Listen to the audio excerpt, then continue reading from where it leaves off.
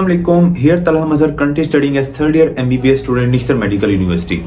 आज हमारे पास FSc guidance series जो हमारी चल रही थी उसमें हमारे पास फिजिक्स पार्ट 1 यानी फर्स्ट ईयर की जो फिजिक्स है उसमें 85 आउट ऑफ 85 मार्क्स लेने का मैं आपको फार्मूलाज बताऊंगा, मैं आपको ट्रिक्स बताऊंगा, मैं आपको टिप्स बताऊंगा। अगर आप उनको फॉलो करेंगे तो मैं आपको गारंटी देता हूं इंशाल्लाह आप अल्लाह ताला के हुक्म से इंशाल्लाह 85 आउट ऑफ 85 मार्क्स हासिल कर लेंगे। ठीक है, तो जो मैं आपको टिप्स बताऊंगा उनको आप नोट डाउन करते जाए, उनको आपने फॉलो भी करना है। चलिए वीडियो का आगाज करते हैं।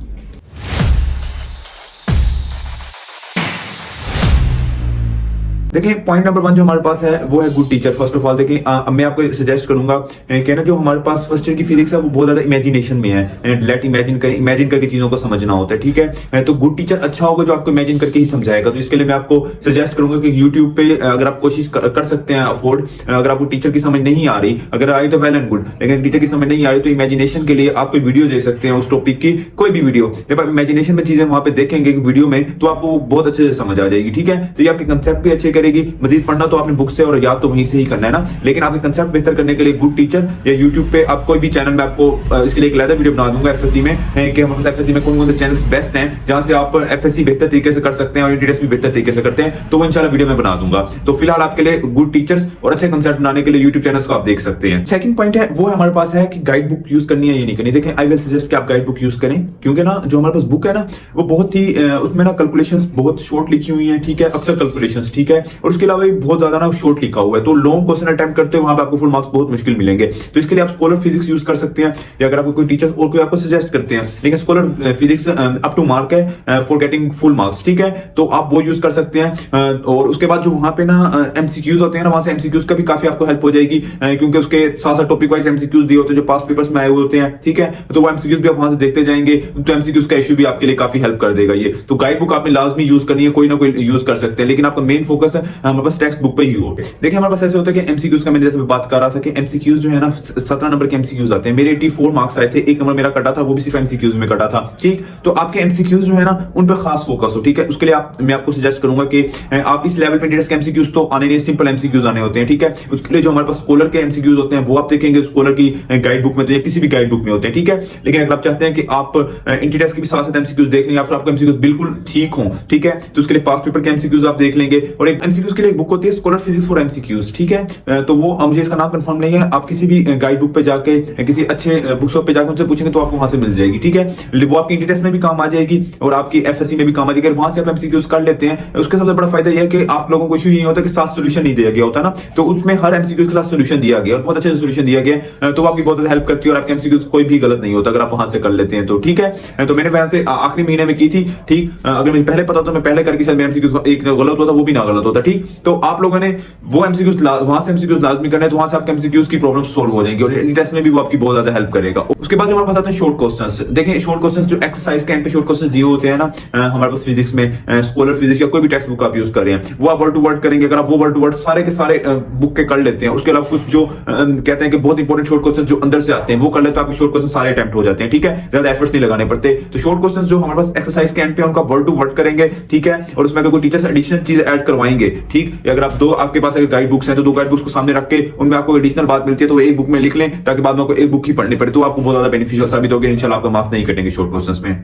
उसके बाद हमारे पास लॉन्ग क्वेश्चंस। देखिए लॉन्ग क्वेश्चंस कुछ तो हमारे पास लॉन्ग क्वेश्चंस होते हैं। अच्छा, अब लॉन्ग क्वेश्चन से रिलेट करेंगे हम पेयरिंग से। देखिए हमारे पास ना बहुत ज्यादा चीज एफएससी में आपकी हेल्प करती है ना, कुछ बच्चे जो बहुत ज्यादा स्मार्ट स्टडी करते हैं। ठीक है, और आपको ज्यादा मार्क्स भी ज्यादा देते हैं। आप अगर 10 चैप्टर पढ़े तो 6 चैप्टर अच्छे से पढ़ते हैं, बाकी 4 से शॉर्ट क्वेश्चंस करते हैं। ठीक है, और 6 में से उनका लॉन्ग क्वेश्चन बहुत अप टू मार्क होते हैं, उनके 85 मार्क्स आ जाते हैं। ठीक है, तो ना आपने ट्राई करने की पेयरिंग के ना ट्राई करेंगे, पहले तो कोशिश करेंगे ना फुल बुक करें। ठीक है, अगर आप बहुत अच्छे से कर सकते हैं, लेकिन आप पूरे से नहीं कर सकते बुक, क्योंकि जरा एक्सपेंसिव बुक्स हैं पड़ी हमारे पास और जरा सिलेबस ज्यादा होता है एफएससी का, तो आप ट्राई करेंगे पेयरिंग में आ जाए। ठीक, पहले आपने सिलेबस एक बार पूरा पढ़ा हुआ होगा। ओके, उसके बाद आपने ना ये देखना है कि कौन कौन से चैप्टर से लॉन्ग क्वेश्चन आ रहा है और कौन कौन से न्यूमेरिकल आ रहा है, आपको पता लग जाता है। ठीक, अच्छा, उसके बाद ना आपने ये करना है कि जो लॉन्ग क्वेश्चन जिस चैप्टर से आ रहे हैं ना, आपने वो चैप्टर सिलेक्ट करने हैं जो आपके इंटरेस्ट के लिहाज से भी अहम होंगे। ठीक, वो मैं आपको बता दूं कि कौन सा चैप्टर इंटरेस्ट के लिहाज से अहम है और कौन कौन सा पोर्शन इंटरेस्ट में ज्यादा आता है। ठीक, तो वो आपके इंशाल्लाह फायदा करेगा कि आपकी इंटरेस्ट की तैयारी भी साथ साथ वो पोर्शन आप स्किप नहीं करेंगे, वो क्वेश्चंस भी होते रहेंगे और साथ साथ आपके न्यूमेरिकल्स भी होते रहेंगे। ओके, अच्छा, अब लॉन्ग क्वेश्चंस आप अच्छे से कर लेंगे, जो इंपॉर्टेंट लोगों को आपको टीचर्स बता देंगे तो आपको उसमें बेनिफिट तो हो ही जाएगा ना। लेकिन जो इशू है न्यूमेरिकल्स में देखिए, आप जो 6 चैप्टर सिलेक्ट करेंगे ना, जहां से आपने लॉन्ग क्वेश्चन अटेम्प्ट करना है, उसमें हर लॉन्ग क्वेश्चन और हर न्यूमेरिकल, चाहे न्यूमेरिकल 10 लाइनों का भी है ना, तब भी आप वो करेंगे। ओके, आपने न्यूमेरिकल छोड़ने, जब आप कर ही चॉइस में रहे हैं चीज, तो फिर आपने चांस नहीं लेना ना। एक अगर आप पढ़ने वाले बच्चे हैं, आपके पास टाइम है, तो एक चैप्टर आप अलग रख सकते हैं एक्स्ट्रा, मतलब 2 चैप्टर एक एक्स्ट्रा क्वेश्चंस के लिए रख सकते हैं आप, ठीक है। आप कहने की बात है कि न्यूमेरिकल करने का सबसे आसान तरीका ये होता है फिजिक्स में ना, कि इमेजिनेशंस में चीजों को लेके चलें, कि एक गाड़ी आ रही है, अपने दिमाग में ना उसका इमेज आपने चलाना शुरू कर दें, जैसे जैसे न्यूमेरिकल आएगा, कैलकुलेशन को सामने लिखते जाना, जो जो आपने गिवन दिया होता है, ठीक है। गिवन को देखते हैं कि फोर्स दी हुई है, हमारे पास मास दिया हुआ है, एक्सेलरेशन दी हुई है, फला चीज दी हुई है। उसके बाद आपने उस चैप्टर में जाना है जहां से आपको लग रहा है कि न्यूमेरिकल आएगा, और वहां से अपने फार्मूले अप्लाई करना शुरू करने हैं, तो इंशाल्लाह आपके लिए बहुत ईजी हो जाता है। असल तो कोई ऐसा एमसीक्यू नहीं आता, आपके आते तो हमारे पास एक्सरसाइज से ही एमसीक्यूज हैं, तो आपके लिए बहुत इजीली हो जाते हैं, ठीक है। ये एक तरीका है हमारे पास न्यूमेरिकल्स करने का, और एमसीक्यूज में भी ये चीज हेल्प करती है। ओके, बात करते हैं कि आपने कौन कौन से टॉपिक्स ऐसे हैं जिनको बहुत अच्छे से करना है, ठीक है, और चाहे वो आपके पेयरिंग में है या नहीं है, ठीक है, उनको ट्राई करने के पेयरिंग में रखना है। और कौन से ऐसे चैप्टर्स हैं जिनको आप शॉर्ट में कर सकते हैं। असल में होता है 10-11 चैप्टर है फर्स्ट ईयर में, जिसमें से आप एक चैप्टर, फर्स्ट चैप्टर मेजोरिटी होता है, उसमें से लॉन्ग क्वेश्चन नहीं आता, ठीक है।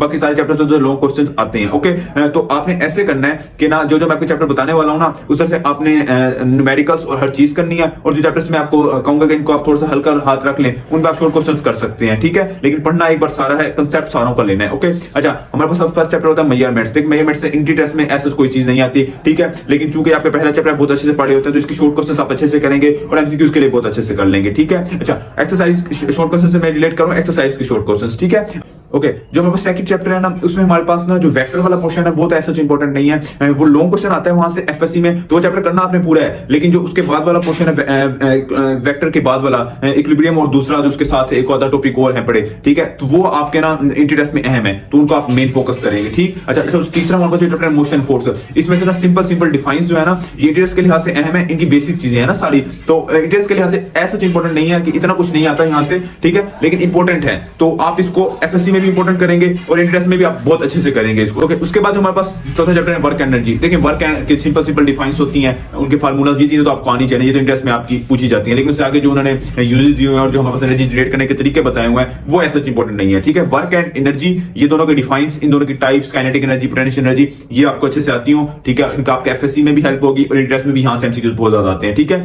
उसके बाद हमारे पास जो चैप्टर है वो सर्कुलर मोशन, उसमें भी सिंपल डिफाइंस जो है, उनके फार्मूलाज तो सबको ही आने चाहिए ना आपको, क्योंकि वो एमसीक्यूज में आते ही हैं लाजमी, ठीक है। और उसके बाद हमारे पास सेंट्रीपिटल फोर्स, वो बहुत ज्यादा इंपॉर्टेंट है एमसीक्यूज के लिहाज से, इंट्री टेस्ट में भी और एफएससी में भी, तो इन चीजों का आपने खास फोकस में रखना है, ठीक है। अच्छा, हमारे पास 6 चैप्टर फ्लूइड डायनामिक्स, इसमें से इंट्री टेस्ट में ऐसा कुछ नहीं आता, ठीक है, लेकिन एफएससी में एक लॉन्ग क्वेश्चन आता है, तो अगर आप इसमें चॉइस में छोड़ भी देते हैं कोई ऐसा इशू नहीं है, लेकिन अगर आप इसको अच्छे से कर लेते हैं, अगर आपको लगता है कि आसान है, निस्बतन आसान चैप्टर है, तो आप ये आसानी से कर सकते हैं। ओके, उसके बाद हमारे पास 7वां चैप्टर है, दैट इज ऑसिलेशंस। यहाँ से इंट्री टेस्ट में एमसीक्यूज आते हैं और बहुत ज्यादा आते हैं, लॉन्ग क्वेश्चन भी आता है एफएससी में, तो इस चैप्टर को अच्छे से करेंगे आप। और वेव्स वाला चैप्टर इंट्री टेस्ट के लिहाज से भी अहम है, बहुत अहम है, ऑसिलेशन और वेव्स दोनों बहुत अहम है, ठीक है। ओके, उसके बाद 9 एंड 10 चैप्टर है, that is physical optics and thermodynamics, heat and thermodynamics. Heat and thermodynamics वाला जो चैप्टर है, इससे हमारे पास एमसीक्यूज आते हैं, ठीक है। जो पीछे 2 चैप्टर है, 9वां और 10वां, इधर से कोई एमसीक्यूज ऐसे नहीं आते इंट्री टेस्ट में, तो आप इनको चॉइस में छोड़ सकते हैं। अगर आप छोड़ना चाहें, सिर्फ शॉर्ट क्वेश्चंस यहां से कर लें, ठीक है। तो मैंने आपको सारे चैप्टर्स बता दिए जो इंपॉर्टेंट इंट्री टेस्ट के लिहाज से अहम है और जो एफएससी के लिहाज से अहम है, तो इसमें आप देख लेंगे आपके लिए कौन से चैप्टर आपको अच्छे से आते हैं। लेकिन जो चैप्टर आप अच्छे से करने वाले हैं और जो चीज आप सिलेक्ट करने वाले हैं, चैप्टर सिलेक्ट करने वाले हैं कि यहां से मैंने लॉन्ग क्वेश्चन अटेम्प्ट करना है, तो उधर कुछ भी नहीं छोड़ना, उधर न्यूमेरिकल भी करने हैं, उधर लॉन्ग क्वेश्चन भी करने हैं, ठीक है। लेकिन एफएससी में एक मेन चीज मैं आपको पहले बता चुका हूं, वो है टेस्टिंग। तो ट्राई करना है कि फिजिक्स की टेस्टिंग भी अच्छी देनी है, ताकि आपके न्यूमेरिकल्स हाथ से गुजरे। उसके बाद टेस्टिंग के साथ साथ आपको पेपर चेक होकर मिले, ताकि आपको गलतियां पता चले, तो ये दोनों चीजें लाजमी आपको होनी चाहिए, ठीक है, अच्छे मार्क्स स्कोर करने के लिए। अच्छा, हमारा जो फिजिक्स है ना, उसमें ज्यादा कैलकुलेशंस होती हैं, न्यूमेरिकल्स होते हैं, तो ये बार बार लिखने से ही होते हैं, ठीक है। तो अपनी आदत डालें कि आपने फिजिक्स लिख के याद करनी है और बहुत ज्यादा प्रैक्टिस करनी है, और practice makes a man perfect. तो इंशाल्लाह प्रैक्टिस अगर आप करेंगे तो आपको चीज मेमोराइज भी होगी अच्छे से और आपके जहन में भी रहेगी, और जब पेपर में आप लिख रहे होंगे तो मसल मेमोरी की वजह से आपके हाथ से रवानी के साथ लिखी भी जाएगी। और ना ट्राई करना कि अपनी प्रेजेंटेशन अप टू मार्क को देखें। आपने पेपर, आप एक फॉर एग्जांपल आप एक चेक करें, ठीक है, आप 10 पेपर आपके सामने पढ़े हैं, आप हेक्टिक होए पढ़े हैं, ठीक। अगर आपका पेपर अंदर घुसा के लिखा होगा, अगर आपने कोई और वर्डिंग लिखी हुई होगी, किसी और गाइड बुक की लिखी होगी, बुक को छोड़ के, ठीक है, अगर आपने सिर्फ अपनी बातें लिखी हुई होंगी, अपनी तरफ से कंसेप्ट बना के लिखा होगा, ठीक, तो उनके पास ना टाइम नहीं होता, उन्हें बस खुला नजर है, उन्हें आपने पेपर दिखाना है कि शो करवाने के मैंने पेपर बहुत अप टू मार्क लिखा हुआ है, उससे ना आपने पेपर खोल के दिखा देंगे, आप जो देखना चाहते हो ना, मैंने सब कुछ लिखा हुआ है, मेन चीजों को मार्कर से मेंशन करना है, हेडिंग्स देनी है, सब हेडिंग्स देनी है। तो प्रेजेंटेशन ही चीज है ना कि आपने पेपर में उसको फैसिलिटेट करना है, जितना आप उसको फैसिलिटेट करेंगे वो उतना खुशी से आपको नंबर देगा, ठीक है। गर्मी में बैठ के वो पेपर चेक कर रहे होते हैं, उनके पास पहले बहुत अक्के बैठे होते हैं, तो आप उनको जितने हेल्प करेंगे कि भाई पेपर मैंने बहुत अच्छा लिखा हुआ है, आप सुकून से चेक करें, अच्छी प्रेजेंटेशन हो, खुला खुला करके लिखा हो, साफ सुथरा लिखा हो, उसको हर क्वेश्चन हर एक चीज दिखाई गई इंपॉर्टेंट चीज, तो आपको भाग के नंबर दे देगा, ठीक है। उसको जितने जल्दी पेपर चेक करेगा आपको उतने जल्दी आपको नंबर देगा। अच्छा, और फिजिक्स में एक और मेन चीज होती है, जहां भी टॉपिक खत्म होता है ना उसके एंड पे ना कोई लाइंस लिखी गई होती है, ठीक है। तो उन लाइन से एमसीक्यूज आते हैं, मतलब कोई भी टॉपिक खत्म हो रहा है, कोई भी कैलकुलेशन खत्म हो रही है, कोई भी इक्वेशन ड्राइव हो रही है, उसके एंड पे ना उस इक्वेशन के रिलेशंस बताए गए होते हैं, उस इक्वेशन से कोई ना कोई चीज रिलेटेड बताई गई होती है, तो वो आपने लाजमी देखना है। उनकी न्यूमेरिकल वैल्यूज आती हैं, उनके यूनिट्स याद रखने, ये सारी चीजें आपके लिए बहुत ज्यादा हेल्प करेंगी। और इन चीजों का आपने जो आखिरी लाइंस होती हैं तो उन पर खास फोकस करना है, ठीक है। यूनिट्स में भी आपकी हेल्प करेंगी और एफएससी में भी यकीनन हेल्प करेंगी। तो बस होता है कि हमारे पास जो टीचर्स होते हैं ना वो हमें बहुत अच्छा पढ़ा रहे होते हैं, अक्सर टीचर्स होते हैं, ठीक है। तो कोशिश करें कि पहले जो टीचर चैप्टर पढ़ा रहे हैं वो चैप्टर अच्छी तरह पढ़ लें, ठीक है। पहले ही शॉर्ट क्वेश्चन पे नहीं जाना, पहले ही न्यूमेरिकल्स में नहीं जाना, पहले एक बार चैप्टर आप पूरा पढ़ लेंगे, ठीक है। उसके बाद पूरे चैप्टर पढ़ने के बाद जब आप पूरा चैप्टर पढ़ लेंगे, आपको पूरा चैप्टर इंटर रिलेटेड कंसेप्ट्स होते हैं, एक दूसरे से इंटर रिलेट कर रहे होते हैं, ठीक है।